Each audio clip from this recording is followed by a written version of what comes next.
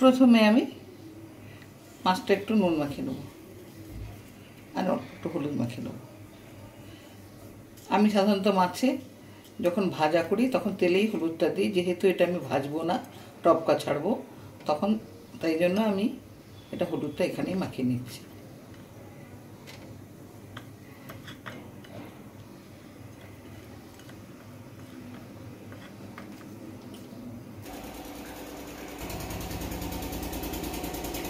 আজ আমি বানাবো সর্ষে ইলিশ। এটা কোলাঘাটের ইলিশ, আপনাদেরকে আগে বললাম। প্রত্যেকটাতে ডিম রয়েছে, প্রত্যেকটা পিসে। আর তার সঙ্গে আমি ইনগ্রিডিয়েন্টস নিয়েছি কাঁচা লঙ্কা কেটে নিয়েছি মাঝখানে, কালো জিরা, লঙ্কা বাটা, হলুদ, নুন আর তেল।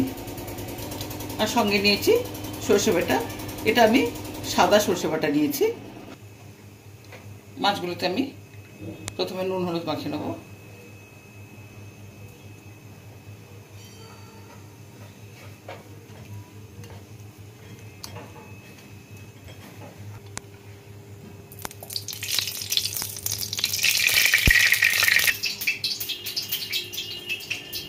কালো জিরে দিলাম,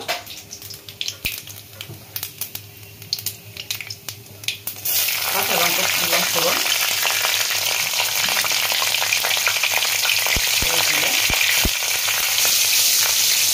এবার একটু জল দেবো।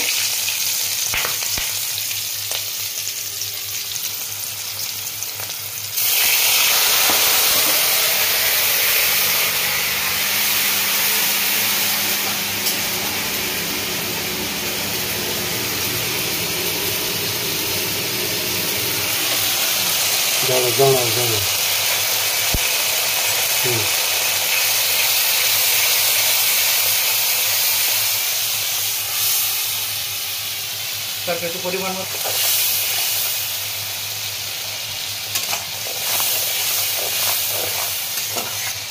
এরপরে আমি সর্ষে বাটা দিচ্ছি।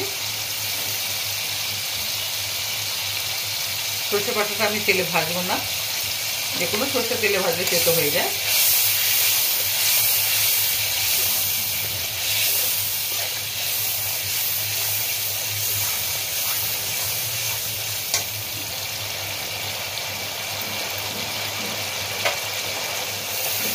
এরপরে আমি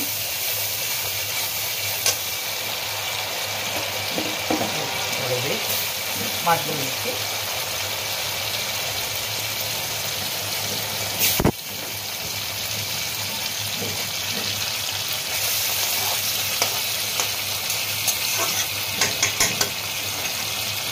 এরপরে আমি জল দিচ্ছি। খুব সোজা পদ্ধতি, কোনো ঝামেলাই নেই।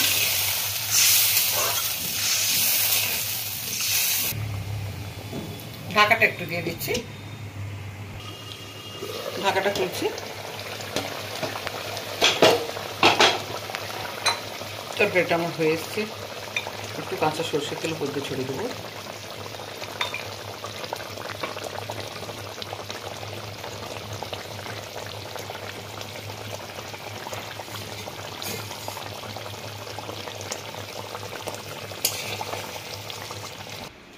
আজকে আমার উপস্থাপনা ছিল কাঁচা ইলিশের সর্ষে ইলিশ।